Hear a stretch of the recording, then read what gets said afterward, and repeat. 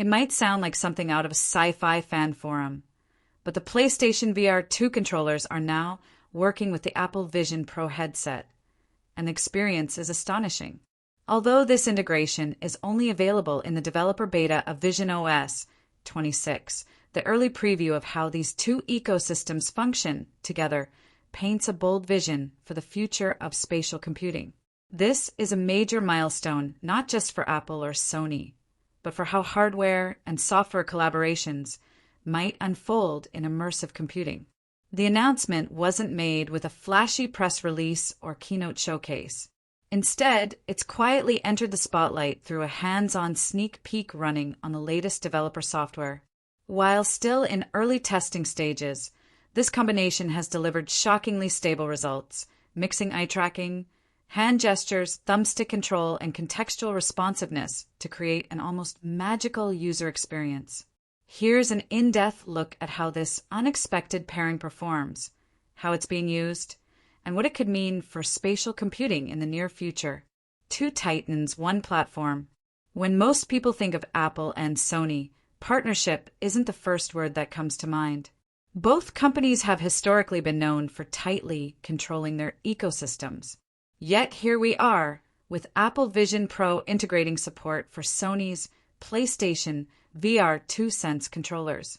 What makes this so unique is the synergy created when Apple's fluid interface meets the haptic precision and ergonomic design of Sony's controllers.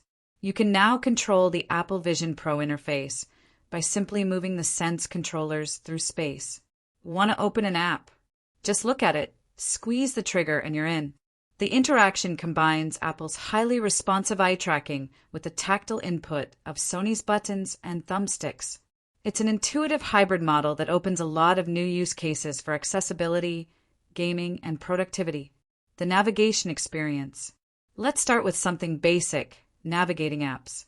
In this implementation, there are two primary interaction styles.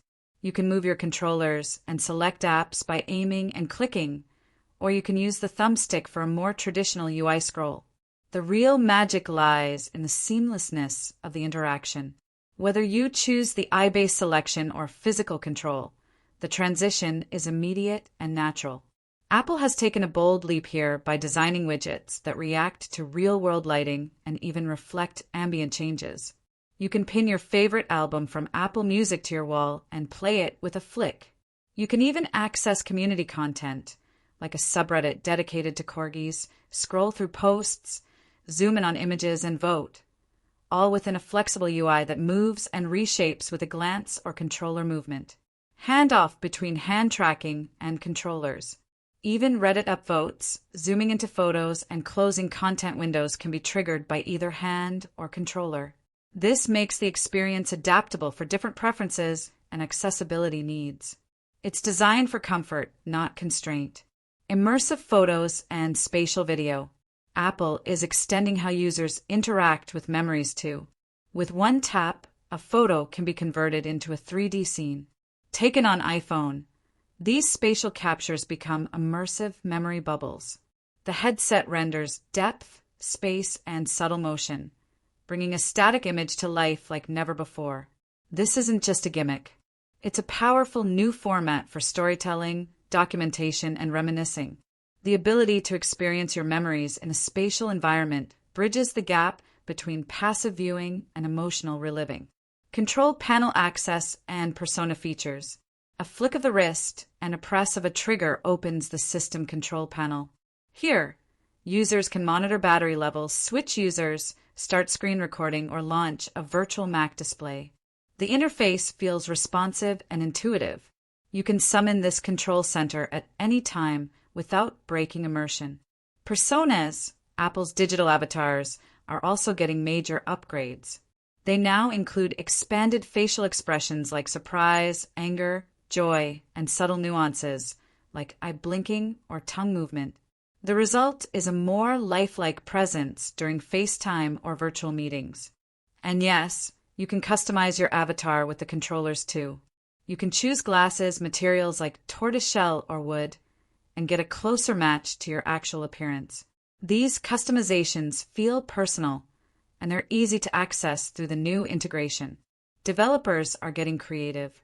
This isn't just a tech demo, it's a development opportunity. Some apps already support PSVR 2 controller input.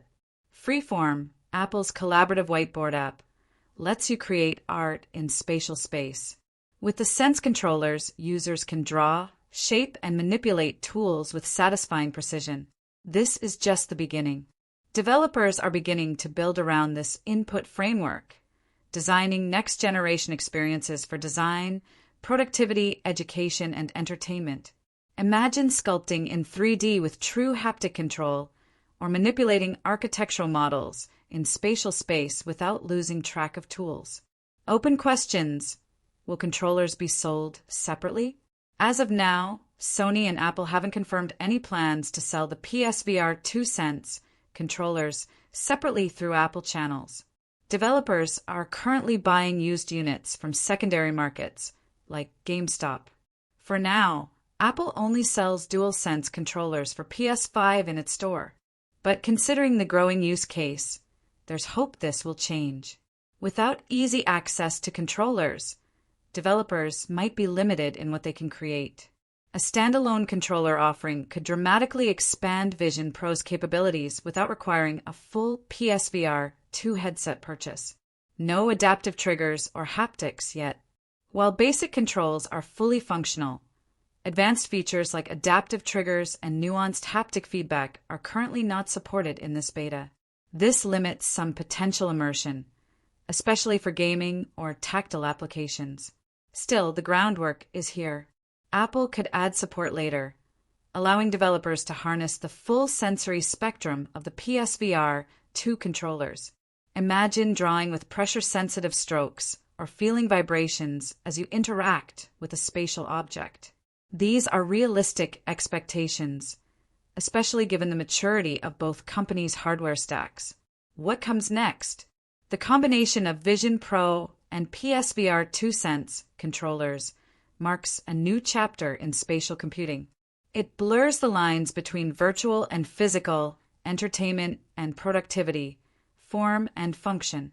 Apple has designed a headset that is powerful on its own, but even more versatile when connected to tools from outside its ecosystem. This pairing makes Vision Pro not just a premium AR headset.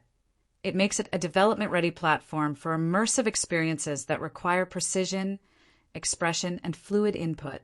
If more developers gain access to these tools, and Apple continues to refine controller support, we could see a major shift in how spatial computing is adopted across industries.